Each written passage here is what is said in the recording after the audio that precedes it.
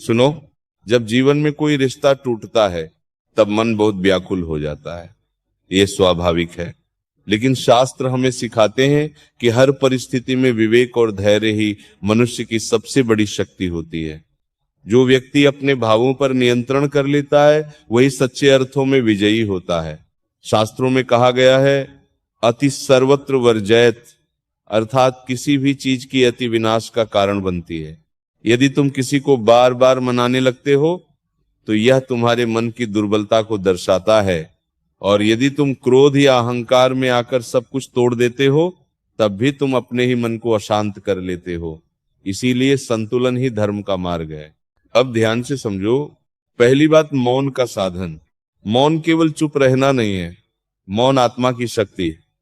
जब तुम बिना क्रोध बिना द्वेष के शांत रहते हो तो तुम्हारा मन स्थिर होने लगता है।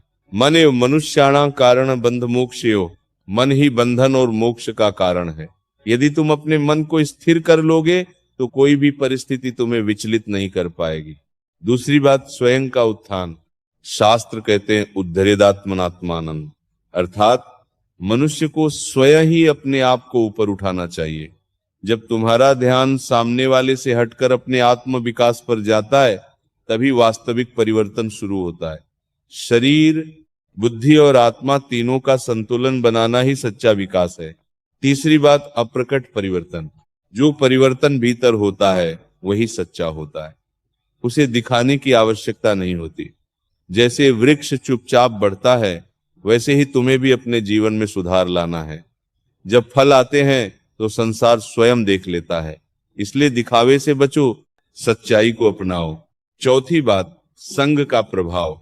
मनुष्य जैसा संग करता है वैसा ही बन जाता है। यदि तुम्हारे आसपास के लोग सकारात्मक हैं तो उनका प्रभाव तुम्हारे जीवन में भी झलकेगा। यही प्रभाव धीरे धीरे दूसरों तक भी पहुंचता है। इसलिए अपने संग को शुद्ध और श्रेष्ठ बनाओ। पांचवी बात, विपरीत आचरण का ज्ञान।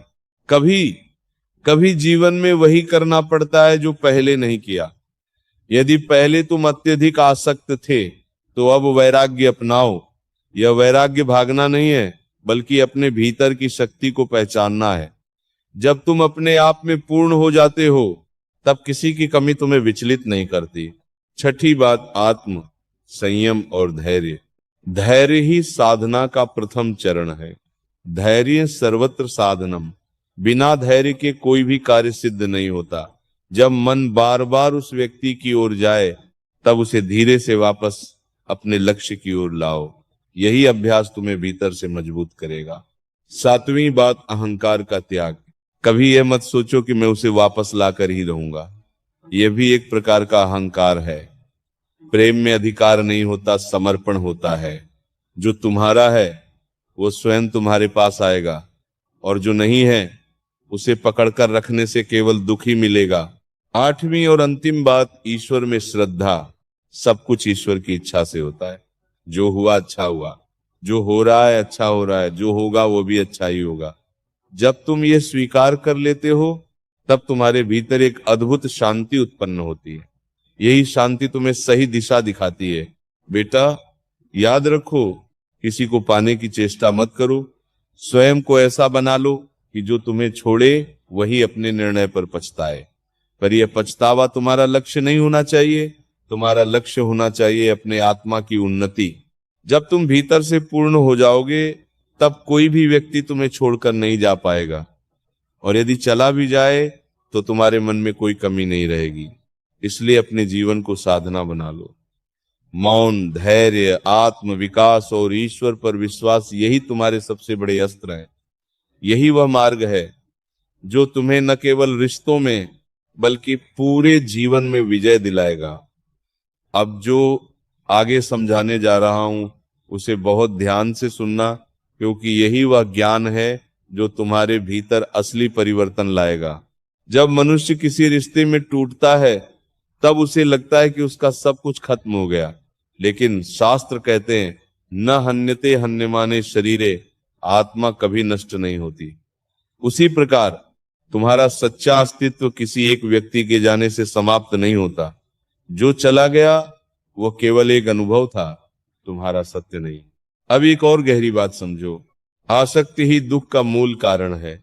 जब तुम किसी को अपनी खुशी का केंद्र बना लेते हो, तब वही व्यक्ति तुम्हारे दुख का कारण भी बन जाता है। गीता में भगवान कहते हैं, संघात संजायते कामा। जहां आसक्ति होती है वहां इच्छा उत्पन्न होती है, और जहां इच्छा टूटती है वहां पीड़ा जन्म लेती है।